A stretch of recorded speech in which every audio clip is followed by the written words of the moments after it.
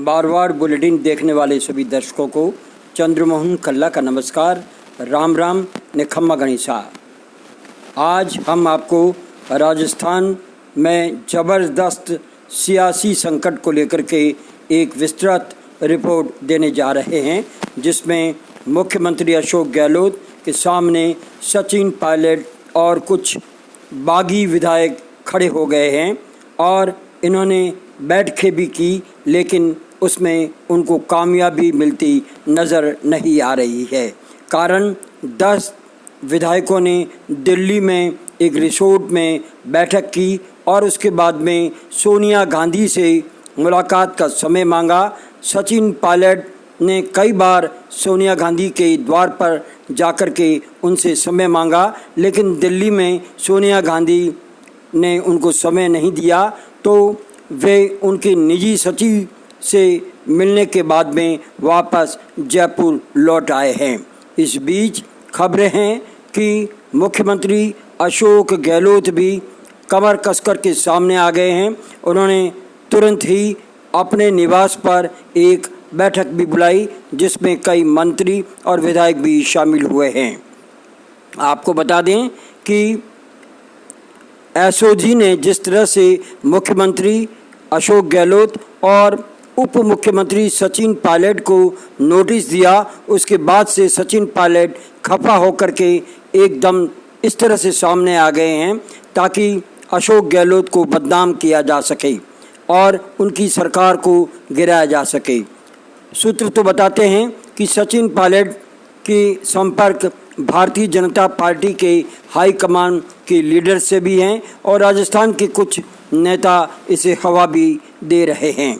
इस बीच सचिन पायलट के जयपुर लौटने के बाद जब 3 निर्दलीय विधायक जो कि एसीबी के पंजे में आ गए हैं, वे भी अब कहने लगे हैं कि वे तो कांग्रेस के साथ हैं और कांग्रेस के साथ ही रहेंगे।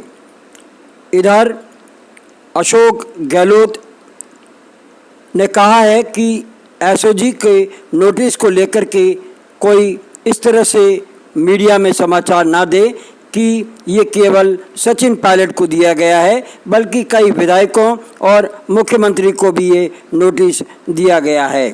अब मामला ये उठता है कि अगले कुछ घंटे या एक दिन बाद क्या करवट बदलते हैं राजनीतिक समीकरण। चूँकि इस समय अशोक गहलोत के पास में सचिन पायलट समेत 122 विधायक हैं, लेकिन 10 से 15 विधायक ऐसा लगता है कि सचिन पायलट के पाले में है। लेकिन शाम तक इसकी विस्तृत रिपोर्ट आ जाएगी। लेकिन इस बीच कुछ बड़े नेताओं प्रताप सिंह खाचरियावास और अशोक चांदना ने स्पष्ट किया है कि कोई भी ज्योतिरादित्य सिंधिया बनने की कोशिश नहीं करे।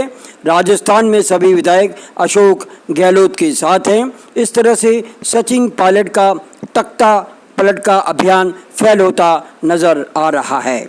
अब बात करते हैं नागौर सांसद हनुमान बेनीवाल की, जिन्हें कि आज एक वीडियो के जरिए धमकी मिली है कि उन्हें जान से मार दिया जाएगा।